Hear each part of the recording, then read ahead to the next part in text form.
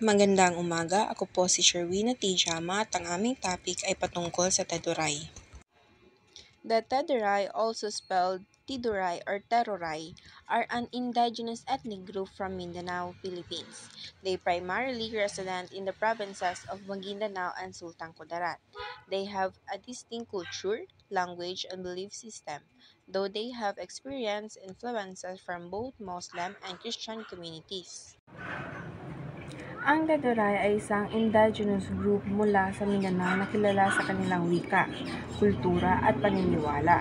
Halimbawa, ang salitang Teduray ay mula sa Tiw o tao at ang ibig sabihin ng Duray ay kawit na ginagamit sa pangingisda. The history of Teduray. The Teduray are believed to be one of the indigenous peoples who have lived in Mindanao long before the arrival of Islam and Spanish colonization. They maintain their own system of governance, traditions, and way of life. Over time, they have faced challenges such as land encroachment and political conflicts, but they continue to preserve their identity. Matagal nang nanirahan ang Teduray sa Mindanao bago pa dumating ang Islam at mga Kastila. Halimbawa, napanatili nila ang kanilang tradisyonal na pamumuhay sa kabila ng mga hamon tulad ng alkulturasyon. The location of Teduray. The Teduray mainly inhabit the highlands of Maguindanao and Sultan Kudarat in central Mindanao. They live in forested areas, practicing agriculture, hunting, and fishing. Some have migrated to lowland areas but still maintain their traditions. Ang Teduray ay karaniwang matatagpuan sa kabundukan ng Maguindanao at Sultan Kudarat.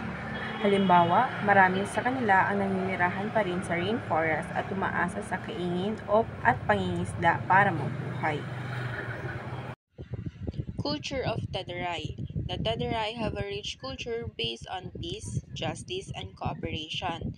They practice a unique system of customary law, or tengis,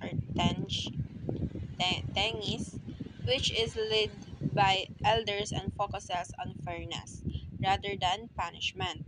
They also believe in maintaining balance with nature.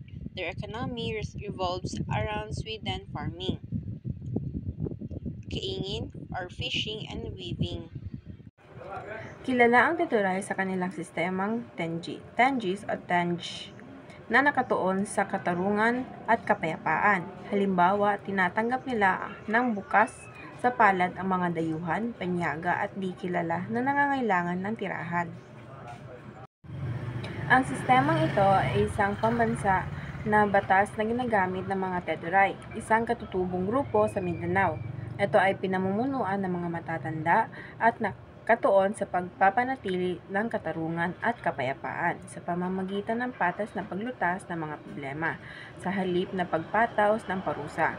Ang sistemang ito ay bahagi ng kanilang kultura na nagpapahalaga sa kooperasyon at pagkakaisa sa komunidad. So hi, I am the next reporter. I'll continue the report on traditions of Teduray. Oral storytelling, passing down history and value through epic tales. Pagpasa ng kasaysayan at mga pagpapahalaga sa pamamagitan ng pagkwento. At next is Tenges or customary law, a system of conflict resolution based on wisdom and negotiation. Ito naman is isang sistema ng paglutas ng alitan na batay sa karunungan at negosasyon ng tribo. Next is marriage custom. Traditionally, arranged marriage were common but modern influence have changed this. Karaniwan noon ang mga napagkasunduang kasal, ngunit dahil sa nagbabagong pagbabago ng panahon or na-impluwensyahan, nagbago na din ito at nakalimutan na din nila yung about sa custom marriage. And next and the last one is spiritual rituals. This involves honoring spirits or guides and protection. Kabilang dito ang paggalang sa mga espiritu upang humingi ng gabay at proteksyon. And next is all about language and the religion. The Tedurai speak Tedurai, an Austronesian language, though many also speak Magindanaon or Cebuano due to outside influence. And next is religion.